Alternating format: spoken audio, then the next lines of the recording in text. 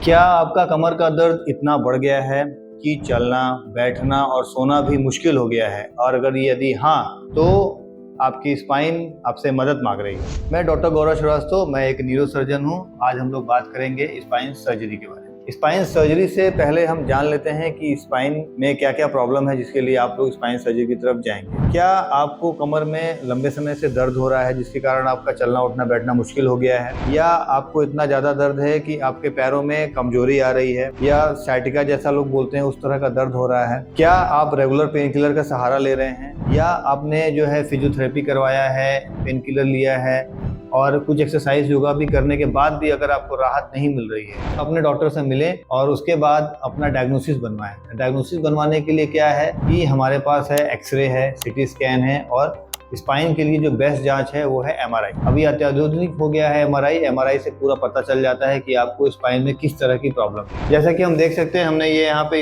एक एमआरआई लगाया है जो कि होल स्पाइन का एमआरआई है। इसमें आप देखिए ऊपर ये ब्रेन का स्ट्रक्चर दिख रहा है, इसके बाद ब्रेन से ही ये सारी नसें नीचे आ रही हैं, जो कि नीचे आते आते थे पूरी यहाँ तक हिप एरिया में चली जाती है। ये वाला जो एरिया है इसको बोलते हैं सर्वाइकल स्पाइन। ऊपर से अगर हड्डी की गिनती की जाए तो पहले से 7 नंबर तक की हड्डी सर्वाइकल स्पाइन होती है।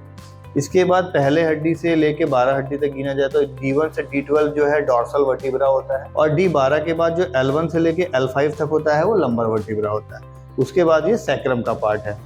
मोस्ट कॉमनली जो लो बैक पेन होता है जिसमें कि साइटिका या लंबर डिस्क बोलते हैं, वो इस वाले एरिया में होता है। जैसे कि इसमें आप देख सकते हैं इस पेशेंट की ये वाला जो डिस्क है ये हेल्दी है क्योंकि ये व्हाइटिश है, चमक रहा है। ये वाला जो डिस्क है ये ब्लैक हो गया है, मतलब ये डिजनरेट हो गया है, और आप अगर इसको ध्यान से देखते हैं तो ये डिस्क बल्ज हो रहा है। लेकिन इस पेशेंट को सर्जरी की जरूरत नहीं है। अगर यही डिस्क बल्ज पूरा इसको कंप्रेस कर दे, और ये जो व्हाइट स्ट्रक्चर आपको दिख रहा है ये नर्व रूट्स है, इसको पूरी तरह से कंप्रेस कर दे, तो उस केसेस में हम लोग सर्जरी करते हैं। स्पाइन में क्या क्या प्रॉब्लम्स हो सकती है, जैसे कि है स्लिप डिस्क, जो बोलते हैं कि डिस्क हार्निएट कर गया है, या हो सकता है कि स्पाइन की जो डायमीटर है, जो ये कैनाल है, हो सकता है कि इसका कैनाल का डायमीटर इतना कम हो गया हो कि उसको बोलते हैं स्पाइनल कैनाल स्टेनोसिस, या हो सकता है कि स्पाइन में टीबी हो गई हो, पॉट्स स्पाइन जो बोलते हैं, या स्पाइन में कोई ट्यूमर भी हो सकता है। ये सारे लक्षण आपको एक ही तरफ इशारा करेंगे कि आपको स्पाइन सर्जरी करानी चाहिए। आइए समझते हैं कि स्पाइन की क्या अहमियत है हमारी जिंदगी में। स्पाइन या रीढ़ की हड्डी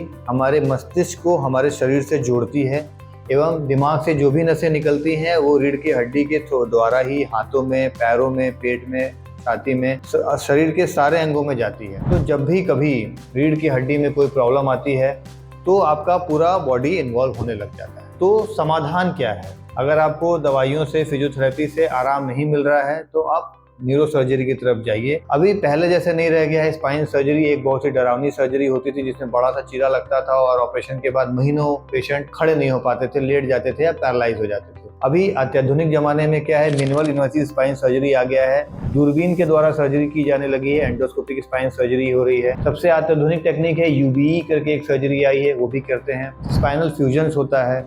इन सर्जरी के द्वारा पेशेंट अगले ही दिन वो खड़ा हो जाता है और कुछ ही हफ्तों में वो अपने नॉर्मल काम में लग जाता है। स्पाइन सर्जरी अगर आप सही जगह पे करवाते हैं तो नतीजा क्या है? नतीजा ये है कि आपको दर्द से राहत मिलेगी, आपका स्टेबिलिटी अच्छा होगा, आप अपना डेली रूटीन अच्छे से कर पाएंगे, एक प्रॉपर जिंदगी जी पाएंगे। तो डरे नहीं, अपने डॉक्टर से कंसल्ट करें, और अगर आपको स्पाइन सर्जरी की जरूरत है तो उसको ज्यादा विलंब ना करते हुए जल्द से जल्द कराएं। धन्यवाद। अगर आपको वीडियो अच्छा लगा हो तो वीडियो को लाइक करें, चैनल को सब्सक्राइब करें और बेल आइकन दबाना ना भूलें।